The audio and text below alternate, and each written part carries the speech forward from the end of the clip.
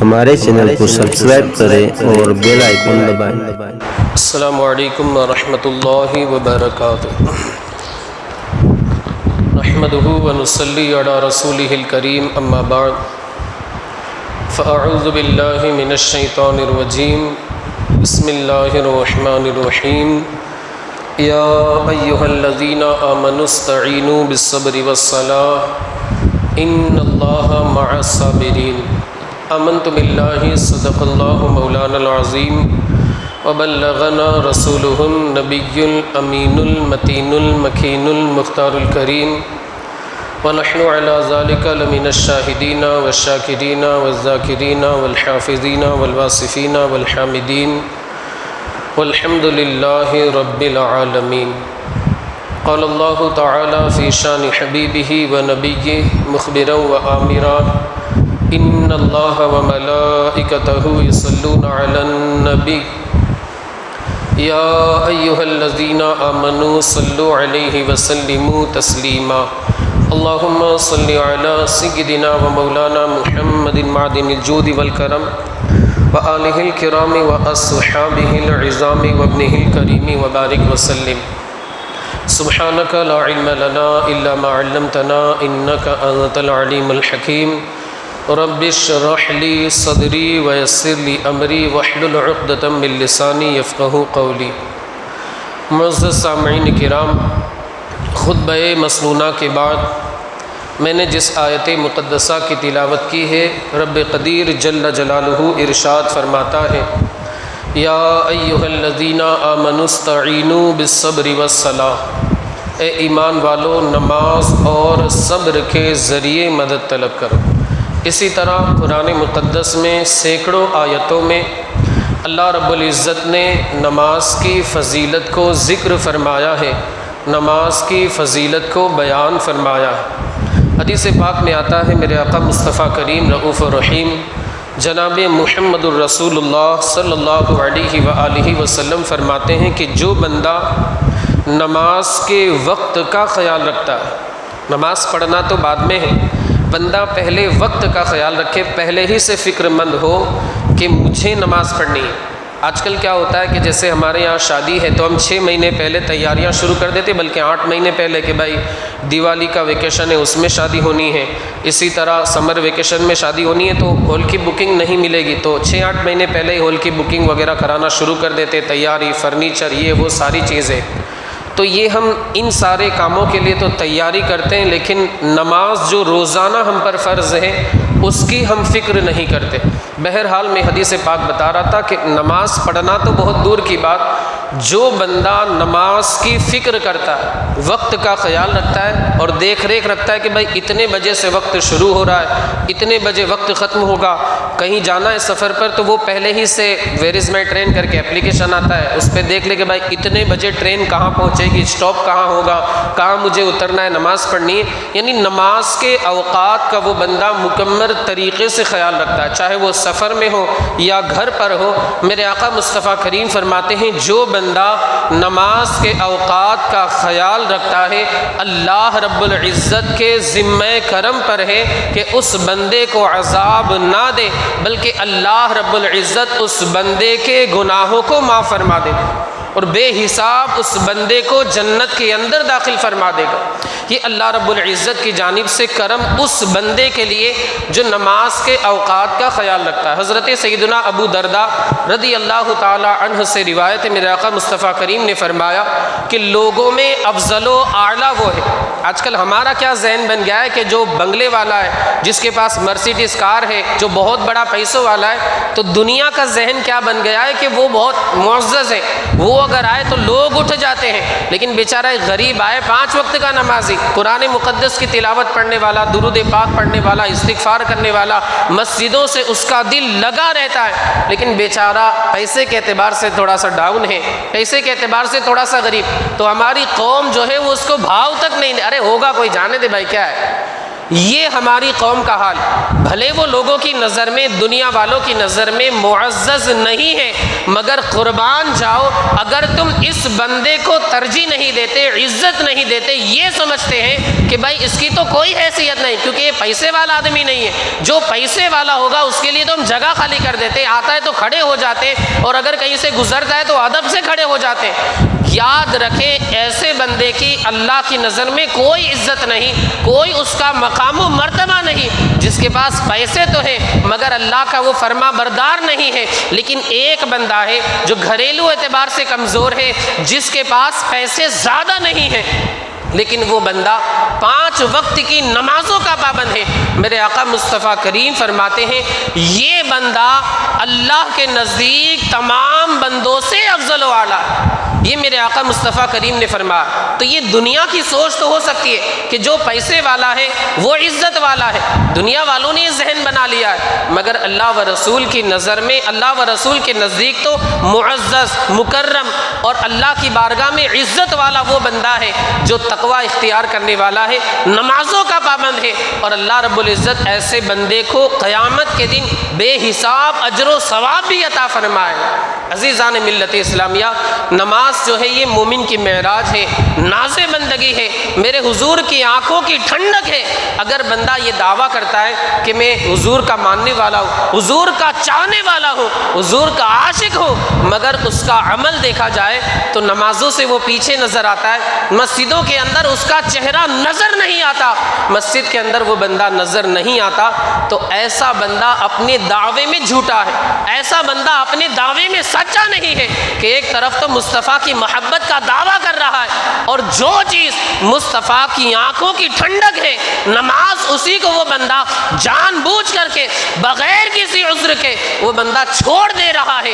جبکہ نماز کا حکم تو یہ ہے کہ مجبوری کی حالت میں بھی چھوڑنا جائز نہیں. کھڑے رہ کر نہیں پڑھ سکتا بیٹھ کر پڑھے، بیٹھ کر نہیں پڑھ سکتا پلٹی مار کر کے پڑھے، اگر اس طرح بھی نہیں پڑھ سکتا تو لیٹ کر پڑھے، لیٹ کر بھی نہیں پڑھ سکتا اشارے کے ساتھ پڑھے. یہاں تک نماز کی تاکید کا حکم دیا گیا ہے. مگر آج ہماری مسجدوں کا حال کیا ہے؟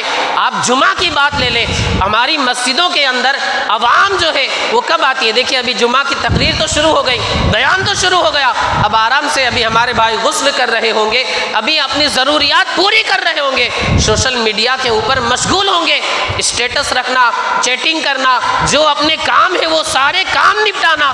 یہ نہیں کہ جمعہ کا دن ہے آج ایک دن تو ہم اللہ کی بارگاہ میں اذان ہوتے ہی پہنچ جائے. نہیں، ہماری قوم کے پاس ٹائم ہی نہیں ہے، ہمیں تو بس دنیا کمانی ہے، ہمیں تو پیسے کمانے ہیں، بس اسی میں ہمیں انتقال بھی کر جانا ہے. مرنے کے بعد تو علماء ہے، حفاظ ہے، وہ تو ان کے ہم سورہ بقرہ وغیرہ فکس کرا دیں گے اور قرآن پڑھنے والا رکھ دیں گے. ارے یاد رکھیں، آپ اگر دنیا کی زندگی کے اندر رنگینیوں کے اندر مشغول رہتے ہیں اور اللہ کی عبادت سے غافل رہتے ہیں، یہ ساری چیزیں کچھ بھی کام نہ آئے گی. آخرت کے اندر ایک ایک چیز کا بندے کو جواب دینا ہے، ایک ایک چیز کا بندے کو اللہ کی بارگاہ میں حساب دینا ہے. یہ نماز اتنی اہم عبادت جو کہ اللہ کے رسول صلی اللہ علیہ وسلم کو اللہ نے زمین پر عطا نہیں فرمائی، بلکہ اللہ نے نماز جیسا تحفہ عطا فرمانے کے لیے اپنے نبی کو معراج کا شرف عطا فرمایا. یہ وہ نماز کتنی اہم عبادت، مگر ہم اسی سے غافل، ہم اسی سے دور نظر آتے ہیں. اللہ کے رسول صلی اللہ علیہ وسلم گئے، ایک دن میں 50 نمازوں کا حکم ہوا. حضرت موسیٰ سے ملاقات ہوئی، کہا آپ کی امت ایک دن میں 50 نہیں پڑھ پائے، تو گئے 45 ہو گئے، پھر 40، پھر 35، پھر 30، پھر 25، پھر 20، 15، 10 اور پھر 5. حضرت موسیٰ نے پھر کہا کہ 5 بھی ادا نہیں کر پائے.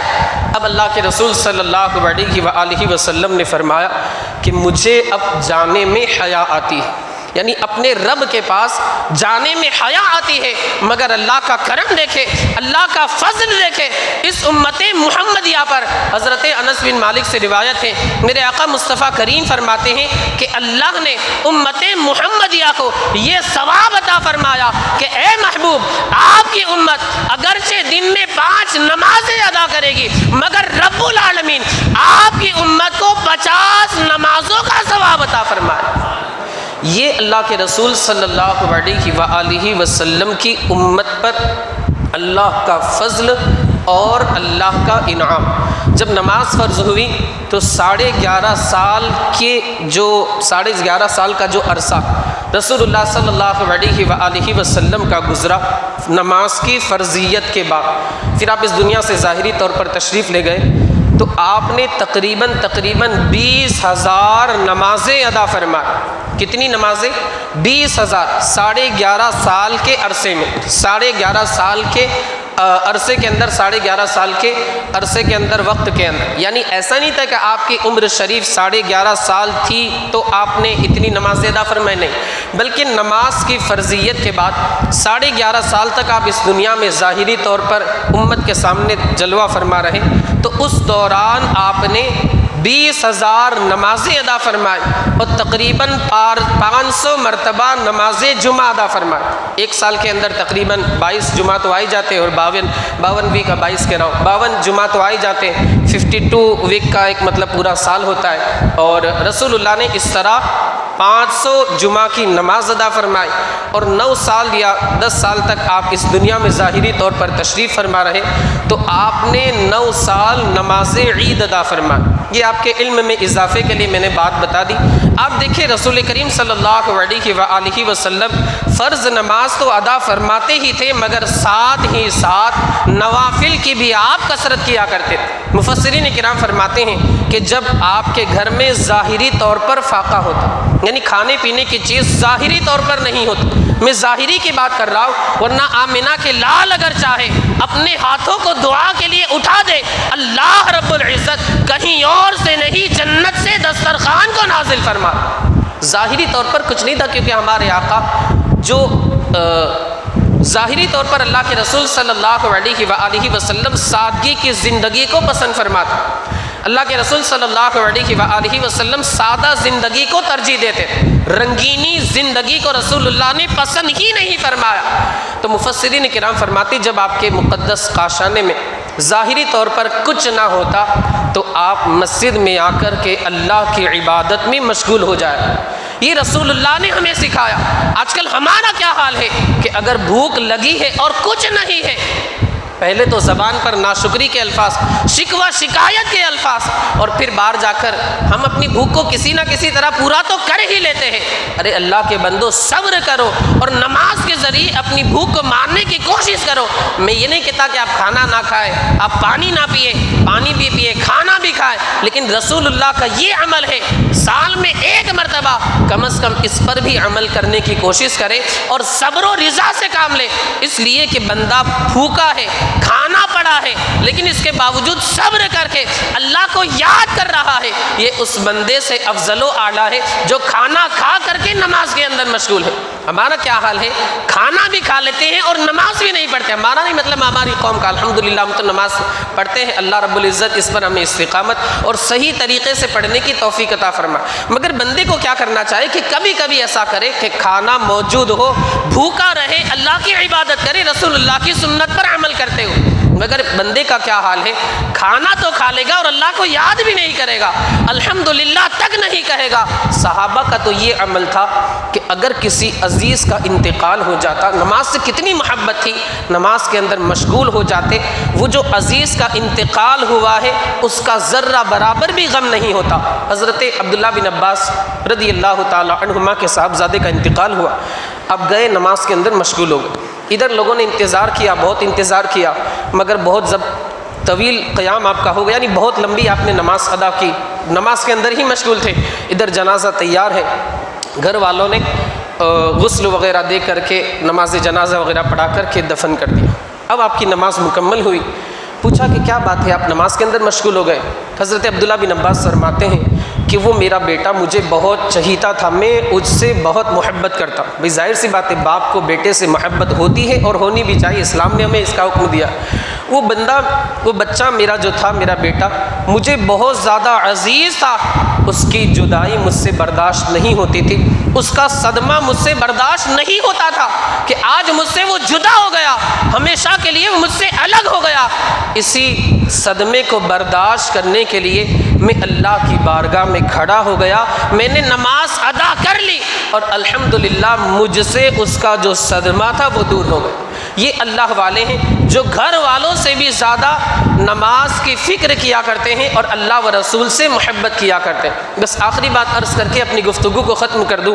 آج کل ویکیشن چل رہا ہے، اب دیکھتے ہی ہوں کہ ویکیشن چل رہا ہے تو ہماری قوم کے بچے، ہمارے محلے کے بچے بالکل بے فام، اذان ہو رہی ہے، نماز ہو رہی ہے، اس کی ہمیں ذرہ برابر بھی فکر نہیں۔ بھائی آپ کھیلے، بچے جو ہیں کھیلنے کی اجازت ہے، کوئی مسئلہ نہیں، لیکن کم از کم نماز کا تھوڑا سا تو خیال رکھیں۔ مسجد بالکل سامنے ہے اور وہیں پر کرکٹ چل رہا ہے، پتہ نہیں کون سا ان کا ٹورنامنٹ کہ جو نماز کے وقت بھی ختم نہیں ہوتا۔ کل تو کیا ہوا کہ مغرب کی نماز ہو رہی تھی اور باہر وہ پتہ نہیں ہمارے باہر سے بڑے بڑے کرکٹر آئے تھے اور اس بلڈنگ میں بچے کھیل رہے تھے پارکنگ میں، تو وہاں سے گیند یہاں مسجد میں آ کر گری اور نمازی کو تکلیف بھی ہوگی، پتہ نہیں، میں تو آگے تھا، لیکن بہرحال گیند کی آواز آئی اور اندر بھی گیند گری، یعنی جو بال ہوتا ہے وہ اندر بھی آیا، باقاعدہ اس کے تعلق سے آواز بھی آئی اور یہ بھی سنا۔ یعنی ہماری قوم کا یہ حال، اور الزام جو ہے وہ کس کے اوپر کہ بھائی یہ تو ہمارے امام کی ذمہ داری، ہمارے عالم کی ذمہ داری، ہمارے رہبر کی ذمہ داری۔ ارے بھائی عالم کی ذمہ داری جو ہے وہ بعد میں ہے، پہلے ماں باپ کی ذمہ داری۔ ماں باپ کو پتہ نہیں سانپ سونگ گیا، ایک آواز نہیں لگا سکتے، بیٹا ذرا کھیل بند کر دو، اذان ہو رہی ہے، بیٹا ذرا کھیل بند کر دو، نماز پڑھنے کے لیے چلے جاؤ، بیٹا ذرا کھیل بند کر دو، نمازیوں کو تکلیف ہو گئی۔ ہمارے جو قوم کے افراد ہیں، جو بچوں کے ماں باپ ہیں، وہ اس کی ذرہ برابر بھی فکر نہیں کرتے، آخرت کے تعلق سے بالکل مطلب وہ غافل ہو چکے۔ ارے بچے ہیں، کھیلنے دیجئے، ویکیشن ہے، 2 مہینے کا تو ویکیشن آتا ہے، بیچارے پورا سال تو اسکول ہے، ٹیوشن ہے، مدرسہ ہے، اس میں تو لگے رہتے ہیں۔ ارے بھائی کھیلنے سے کس نے روکا ہے؟ جو جائز کھیل ہے وہ بچوں کو کھیلنے دیا جائے، لیکن نماز جو ہے اس کی اہمیت تو ہر بندے پر ضروری ہے، ایسا آپ سمجھ کے نہ چھوڑ دیں۔ ارے بچے کھیلنے دیجئے، بچے ہیں کھیلنے دیجئے، مگر بچے کو نماز سکھانا یہ بھی تو ضروری ہے، بچے کو یہ سکھانا تو ضروری ہے کہ بیٹا اذان ہو جائے تو بند کر دینا۔ ایسا نہیں کہ بچہ نہیں مانتا، آپ اگر کوشش کریں گے بچہ 101% آپ کی بات مانے، لیکن ہم نے کوشش ہی نہیں کی۔ ہم کوشش کس کام میں کرتے پتہ ہے کہ بیٹا کل ایگزام ہے، سو جا، کل تجھے ایگزام دینے جانا ہے، تیرا اتنا ہائی فائی، کیونکہ وہ ایگزام دنیاوی لائن میں اچھا ایگزام دے گا، اچھے نمبروں سے پاس ہوگا تو دنیا روشن کرے گا۔ یہ جو دین کی فکر ہے یہ ہمارے ماں باپ کو نہیں۔ ارے کیا کرے گا، نماز اذان کی فکر کر کے معاذ اللہ یہ ہماری سوچ بن گئی ہے، کیا فائدہ، یہ ہماری قوم کی سوچ بن گئی ہے۔ پھر ہم یہ کہتے ہیں کہ ظالم بادشاہ تھے، اے اللہ ہم تیری پناہ مانگتے۔ ارے یہ تو چھوٹا ظالم ہے، اگر یہی حال رہا تو اس سے بڑا ظالم بھی آپ پر مسلط کیا جا سکتا ہے۔ ہمیں نماز کی فکر نہیں، بچوں کی تربیت کی فکر نہیں کہ بھائی ویکیشن ہے تو بچوں کو سمجھایا جائے، سکھایا جائے، اچھی باتیں ان کو بتائی جائے۔ علماء کے، بزرگوں کے، اولیاء اللہ کے، صحابہ کے، انبیاء کے جو واقعات ہیں وہ بچوں کو بیٹھ کر ہم سکھائیں۔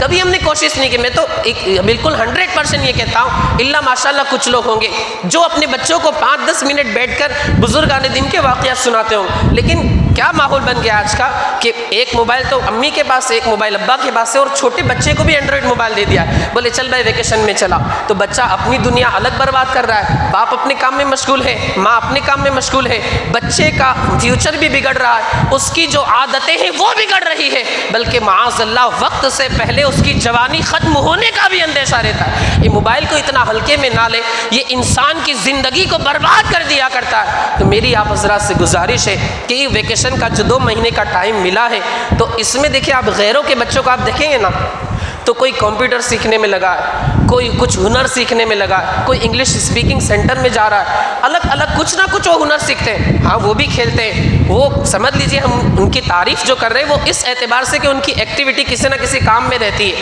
ہماری قوم کا کیا حال ہے، بس صبح سے لے کے شام تک کرکٹ کھیلنا، والی بال کھیلنا، یہ کرنا۔ ارے بھائی کھیلے آپ، لیکن کچھ ایک لمٹ رہتی۔ میں نے تو یہاں تک سنا کہ رات میں 2-2, 3-3 بجے تک کھیلتے۔ ارے بھائی آس پاس کام پہ جانے والے لوگ ہیں، صبح جلدی اٹھ کر نوکری پہ جانے والے لوگ ہیں، آپ ان کا تو تھوڑا سا خیال رکھیں۔ چلیے تو بچے ہیں، نادان ہیں، مگر ماں باپ کا بھی تو فریضہ بنتا ہے کہ ہمارا بچہ 3 بجے تک باہر کیا کر رہا ہے، خدا نہ خواستہ اللہ نہ کرے اس کے ساتھ کبھی کچھ ہو گیا تو پھر کیا ہوگا۔ ان ساری چیزوں کی ہمیں فکر ہے، بس ہمیں تو یہ ہے کہ بھائی اسکول جائے گا تو ہم اس کی فکر کریں گے، بھائی ایگزام ہے، پڑھائی کر، اسٹڈی کر، اچھا تو اسکالر بنے گا، تو اچھا ڈاکٹر بنے گا، انجینئر بنے گا، ماشاءاللہ بہت اچھی بات ہے، اللہ آپ کے بچوں کو کامیابی عطا فرمائے۔ مگر ساتھ ہی ساتھ دین بھی سکھانا ضروری ہے، تربیت بھی کرنا ضروری ہے۔ اس کے بارے میں کل قیامت کے دن سب سے پہلے پوچھا جائے، یہ نہیں پوچھا جائے کہ انجینئر بنایا کہ نہیں بنا، ڈاکٹر بنایا کہ نہیں بنا۔ ہاں اگر پوچھا جائے گا تو دین کے بارے میں پوچھا جائے گا، اپنے بچے کی تربیت کی یا نہیں۔ آپ کیا جواب دیں گے؟ ہم یہی کہیں گے ہاں تربیت تو کی، مگر بچے کھیل رہے تھے جب اذان ہو رہی تھی، بچے کھیل رہے تھے جب نماز ہو رہی تھی، اور بچے تو اتنے شرارتی تھے کہ مسجد کا بھی ادب نہیں کرتے تھے، نمازیوں کا بھی ادب نہیں کرتے تھے، اور نماز کی حالت میں نمازی نماز پڑھ رہے تھے اور شاٹ لگتا تھا اور بال جو ہے وہ مسجد کے اندر بھی چلا جاتا، پھر بھی ہمارے بچے نہیں سدھر۔ کیا ہم یہ جواب دے سکتے اللہ کی بارگاہ میں؟ کیا ہماری مجال ہے؟ کیا ہماری زبان کے اندر اتنی طاقت اور استطاعت ہے کہ اللہ کی بارگاہ میں ان باتوں کا جواب پیش کر سکے؟ انسان جو ہے وہاں پر پلک جھپکنے کے بھی قابل نہیں ہوگا، یہ رب العالمین کی بارگاہ ہوگی۔ اگر زبان سے جھوٹ بولے گا تو اس کے ہاتھ ہے، اس کے پیر ہے، اس کے بدن کے جو اعضاء ہیں، پارٹس آف باڈی، وہ اس کے تعلق سے گواہی دیں گے۔ الیوم نختم علی افواہہم وتکلمنا ایدیہم، یہ جھوٹ بول رہا ہے۔ ایسا اس نے نہیں کیا تھا، اس نے کوشش ہی نہیں کی تھی۔ میں ایک بات عرض کر رہا تھا، واقعہ حبیب اجمی کی بارگاہ میں ایک شخص آیا اور اس نے کہا کہ صرف اور صرف 15 سال کا بچہ اللہ کی بارگاہ میں توبہ کر گیا۔ حبیب اجمی کو تعجب ہوا، آخر کیا بات ہے؟ کہا کہ میں میرے بازار سے مچھلی خریدی، بغداد کے بازار سے، اب مچھلی زیادہ مقدار میں تھی، اس کو اٹھانا تھا۔ میں مزدوروں کی قطار میں گیا جہاں پر مزدور بیٹھے رہتے جن کا اٹھانا کام رہتا ہے، سامان وغیرہ۔ آج کل کلی بھی جنہیں کہا جاتا ہے، خیر وہ تو اسٹیشن پر رہتے ہیں، مگر کچھ لوگ ایسے رہتے ہیں جو سامان اٹھانے کے لیے کرائے پر ملتے ہیں، اس کا رواج تو ہے، آپ حضرات جانتے ہو۔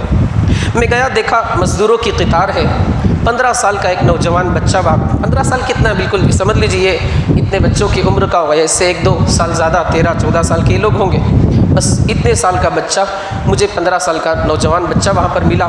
میں نے کہا چلو میرے ساتھ آؤ سامان اٹھانے کے۔ وہ بچہ آ گیا، سامان میں نے اس کو دے دیا۔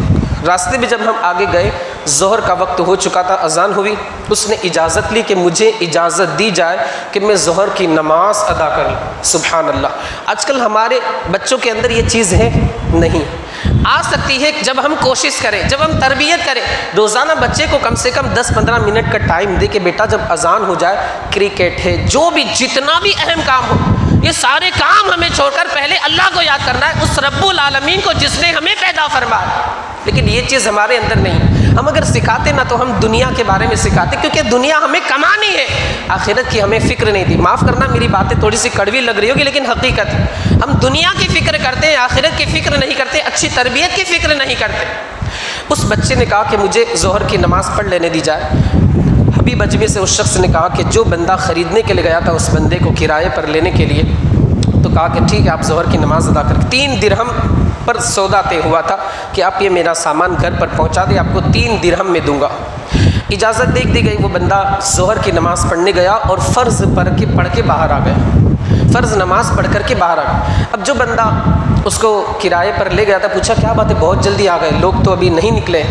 کہا میں ظہر کی نماز فرض ادا کر کے باہر آ گیا، سنت اور نفل میں نے ادا نہیں کی ہے، کہ مجھے اگر سنت و نفل ادا کرنے میں تاخیر ہو جائے گی آپ یہ سمجھیں گے کہ کام چور ہے اور آنے میں دیری کر رہا ہے، سنت اور نفل انشاءاللہ میں بعد میں ادا کر لوں۔ سبحان اللہ، دیکھیے آپ 15 سال کا بچہ، مگر اس کی تربیت اس کے ماں باپ نے کس طرح کی ہوگی۔